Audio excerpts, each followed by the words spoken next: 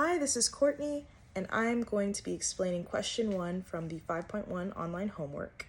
So the problem that I picked was question 1 from the 5.1 online homework. And the question asks, locate the centroid of the plane area, given that A is 16 inches. So all essentially we're going to be doing for this problem is we're going to be finding X bar and Y bar in our given area. And what I did to modify this question is I added a void circle in between our triangle and in between our rectangle shape. Okay, so now looking at our plane area, the first thing we kind of have to identify is the direction we're going in. That's going to be pretty important for us. So our shape is going this way. This is our x-axis and this is our y-axis. So let's start with x bar. So for X bar, we always know that the centroid is going to be, for a rectangle, essentially halfway in our rectangle. So half of 21 inches is 10.5 inches. But because we are heading this way on the x-axis, we must add 12 inches to that. So 12 inches plus 10.5 inches is going to be 22.5 inches. So now, to find our Y bar, we know that for rectangles, again, it's going to be half of the value of our height. So our height is 16 inches. Therefore, our Y bar is going to be 8 inches.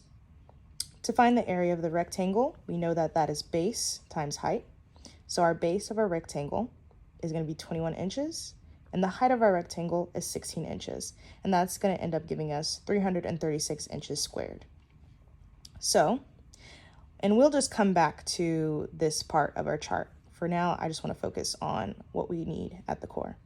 So moving on to our next shape is our triangle.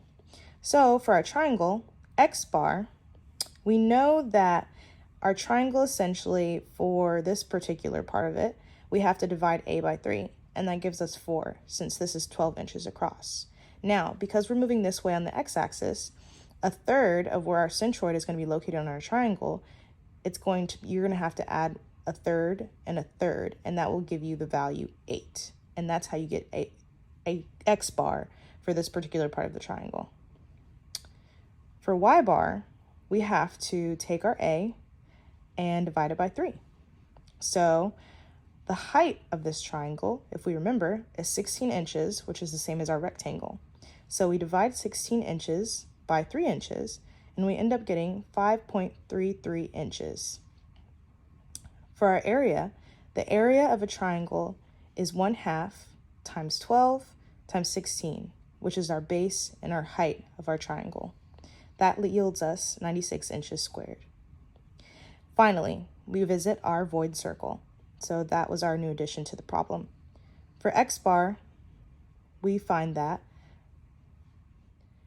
So for X bar, moving this way on our x-axis in the positive direction, to get to the middle of our void circle, which is the center of our centroid, is going to be 12 inches, and that's how we get that value. And in order to get 9.5, all we're essentially doing is we were given that value kind of initially, well, I created that value initially to say that our centroid of our void circle is going to be located at least vertically 9.5 inches from our x-axis. And so that's how we got that value. So in order to find the area, essentially, because it's a void circle, the value has to be negative. And the area for a circle is pi r squared. So the diameter of the circle is given in the beginning as d equals 3 inches. And so we know that radius is half of diameter. So we just have negative pi 1.5 squared, and that is going to yield us negative 7.065. So now let's move on to the next part of our chart. So now we have our X bar multiplied by our area, and it's pretty self-explanatory. We'll just take 22.5 and we will multiply it by 336 inches squared, and we'll end up with 7,560 inches cubed. For our Y bar times our area, we'll do a similar thing. we'll take 8 inches and we'll multiply it by 336 inches squared. And that'll yield us 2,688 inches cubed. Now, moving on to our second shape. So that first shape was our rectangle. So for our second shape, we'll do the same thing. 8 inches multiplied by 96 inches squared, and that will yield us 768 inches cubed. And then we'll take our y-bar for our triangle. 5.33 inches multiplied by 96 inches squared, and that will be 512 inches cubed. And then lastly, for our void circle, we are going to multiply 12 inches by our found area, negative 7.065 inches squared. And that will yield us negative 67.1175 inches cubed. And lastly, our y-bar times area, 9.5 inches multiplied by negative 7.065 inches squared, and that will yield us negative 84.78 inches cubed. So now that we've completed the chart, our next step is to find the sum of our area column, the sum of our x-bar times our area column, and the sum of our y-bar times the area column. All right, guys. Now we're coming in to finish our last part, and I do apologize. I just realized I had made a minor mistake. I had these two values swapped around. So 12 inches times that value is going to yield that value, and then this times this is going to yield that value. So sorry if that caused any confusion. All right, so the sum of our area, essentially we just added all these values up, and we got 424.935.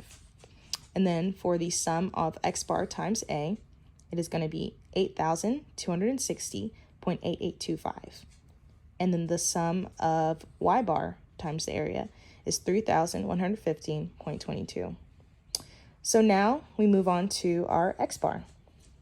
So to find that answer is going to be the sum of x bar times a, which is our area, over the sum of our area. So we just plug in that value right there and this value right there, and then we end up getting 19.44 inches. And then for our y-bar, it's just going to be the same kind of situation. The sum of our y-bar times our area divided by the sum of our area. So we'll plug in that value right there and that value right there, and then we will yield 7.33 inches. And that is the final answer. Hope you guys enjoyed this.